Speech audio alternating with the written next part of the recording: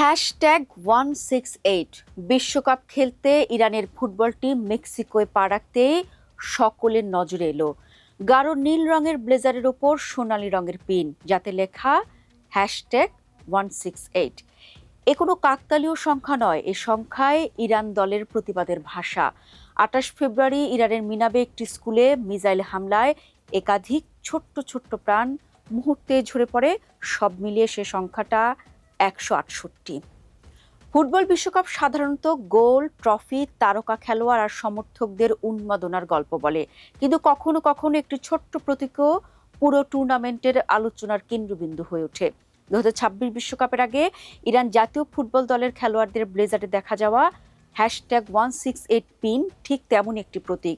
প্রথম দেখায় এটি হয়তো সাধারণ একটি সংখ্যা বলে মনে হতে পারে, কিন্তু ইরানের কাছে সংখ্যা শুধু একটি পরিসংখ্যান নয়, এটি ১৬৮টি জীবন, ১৬৮টি পরিবার এবং ১৬৮টি অসমাপ্ত স্বপ্নের প্রতিচ্ছবি। দর্শক, ফুটবল বিশ্বকাপে প্রথম সারির দল না হয়েও সবার আলোচনার কেন্দ্রে এখন ইরান। হবেই বা না কেন? বিশ্বকাপ যেহেতু এবার আমেরিকায়, আর তাই শুরু থেকেই ইরান প্রতিদিনই তৈরি করছে নানা গল্প। কারণ ফেব্রুয়ারিতে আমেরিকা ইসরায়েলের যৌথ হামলার পর থেকেই ইরানের বিশ্বকাপে অংশগ্রহণ নিয়ে অনিশ্চয়তা শুরু হয়। শেষ পর্যন্ত সব জল্পনা কল্পনার অবসান ঘটিয়ে বিশ্বকাপ খেলতে গেল ইরান ফুটবল দল। তবে এই মুহূর্তে ইরানের সঙ্গে চর্চায় একটি নাম্বার, 168। ইরানি ফুটবলারদের পোশাকে যখন এই পিন দেখা গেল, তখন অনেকেই জানতে চাইলেন কেন 168, এই সংখ্যার পেছনে কি গল্প আছে, ইরানের মাধ্যমে কি বলতে চায়, আর ফুটবলের রাজনৈতিক বার্তা নিষিদ্ধ হওয়া সত্ত্বেও ফিফা কি এটি অনুমোদন দিচ্ছে? ইরানের ভাষ্য অনুযায়ী ২০২৬ সালের ফেব্রুয়ারিতে মিনাব শহরের একটি স্কুলে সংগঠিত মিসাইল হামলায় ১৬৮ জন নিহত হয়। নিহতদের বড় একটি অংশ ছিল শিশু শিক্ষার্থী। কেউ হয়তো সেদিন স্কুলে গিয়ে নতুন কিছু শেখার স্বপ্ন দেখেছিল, কেউ হয়তো বন্ধুর সঙ্গে টিফিন ভাগ করে খাওয়ার কথা ভেবেছিল, আবার কেউ হয়তো বিকেলে বাড়ি ফিরে বাবা মাকে পরীক্ষার ফল দেখানোর জন্য অপেক্ষা করছিল। কিন্তু দিনের শেষে তারা আর বাড়ি ফিরতে পারেনি।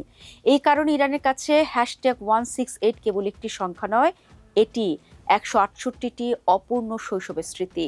হাঙ্গেরিতে অবস্থিত ইরানি দূতাবাস সামাজিক মাধ্যমে এক পোস্টে পিনের বিষয়টি নিশ্চিত করেছে এবং উল্লেখ করা হয়েছে এটি মিনাবের ঘটনায়।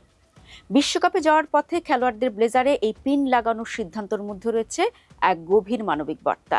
সাধারণত বিশ্বকাপের মঞ্চে দেশগুলো নিজেদের শক্তি, ঐতিহ্য এবং ফুটবল দক্ষতা তুলে ধরতে চায়, কিন্তু ইরান যেন বলতে চেয়েছে ফুটবলের বাইরেও এমন কিছু গল্প আছে যেগুলি ভুলে গেলে চলবে না। যখন কোটি কোটি মানুষ বিশ্বকাপ দেখছে, তখন ইরান চেয়েছে সেই শিশুদের কথাও বিশ্ব শুনুক, যাদের নাম হয়তো আন্তর্জাতিক গণমাধ্যমের শিরোনামে বেশি দিন থাকেনি, কিন্তু যাদের হারানোর বেদনা আজও বহন করছে তাদের পরিবার। ফিফার নিয়ম অনুযায়ী কোনো সরঞ্জাম বা পোশাকে রাজনৈতিক স্লোগান, বক্তব্য বা ছবি থাকা যাবে না। এই নিয়ম ম্যাচ চলাকালে খেলোয়াড়, কোচ ও সাইড লাইনে থাকা কর্মকর্তা সবার ক্ষেত্রে প্রযোজ্য। ফিফার রাজনৈতিক প্রদর্শনী নিয়ে কঠোর নিয়ম করে রাখলেও যেহেতু ইরান দল মাঠের বাইরে প্রদর্শনী করেছে, তাই ইরানের ফিফার রোষানলে পড়ার সম্ভাবনা কম। কিন্তু কেন বিশ্বকাপের মঞ্চে বার্তা? ইরানের জন্য বিশ্বকাপ শুধু ফুটবল নয়, আন্তর্জাতিক যোগাযোগের একটি বড় প্ল্যাটফর্ম। বিশ্বজুড়ে কোটি কোটি মানুষের নজর যখন বিশ্বকাপের দিকে, তখন #168 পিন ব্যবহার করে ইরান মিনাবের ঘটনাকে আন্তর্জাতিক আলোচনায় আনতে চেয়েছে বলে মনে করছেন বিশ্লেষকরা। এটি মূলত একটি স্মারক প্রতীক হলেও এর রাজনৈতিক তাৎপর্য অস্বীকার করা কঠিন। ফিফা দীর্ঘদিন ধরে দাবি করে এসেছে যে ফুটবলকে রাজনৈতিক প্রভাব মুক্ত রাখা উচিত, কিন্তু বাস্তবে বিশ্বকাপ এবং বড় আন্তর্জাতিক টুর্নামেন্টে রাজনৈতিক ও মানবাধিকার সম্পর্কিত বার্তা বারবার উঠে এসেছে। কখনো যুদ্ধবিরোধী অবস্থান, কখনো বর্ণবাদ বিরোধী আন্দোলন, কখনো মানবাধিকার প্রশ্ন। খেলোয়াড়রা বিভিন্ন সময় প্রতীকী বার্তা দিয়েছেন। ইরানের #168 পিন সেই দীর্ঘ বিতর্কের নতুন অধ্যায় হয়ে উঠেছে। যদিও ইরানের এই প্রতিবাদ নতুন নয়। কয়েক সপ্তাহ আগে তুরস্কের বিরুদ্ধে এক প্রস্তুতি ম্যাচে মিসাইল হামলায় নিহত শিশুদের স্মৃতিচারণা করেন ফুটবলাররা। স্কুলের বাচ্চাদের মতো গোলাপি বেগুনি ব্যাকপ্যাক নিয়ে মাঠে এসে জাতীয় সঙ্গীত গেয়েছিলেন তারা। তবে সেই হামলার দায় আমেরিকা বা ইসরায়েল কেউ নেয়নি। কিন্তু এই মুহূর্তে ইরানের এই 168 নম্বরের পিন নিয়ে চর্চা বিশ্বজুড়ে।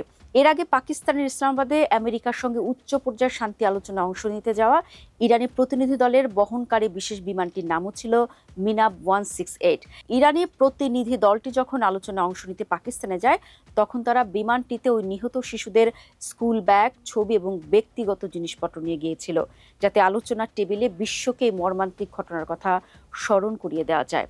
এবার ফুটবল বিশ্বকাপের মঞ্চে আবারও #168 ব্যবহারের মাধ্যমে ইরান দেখিয়ে দিয়েছে মিনাবের সেই স্কুলে শিশুদের জীবন থেমে গেছে, কিন্তু তাদের গল্প এখনো বেঁচে আছে একটি ছোট্ট পিনের মধ্যে।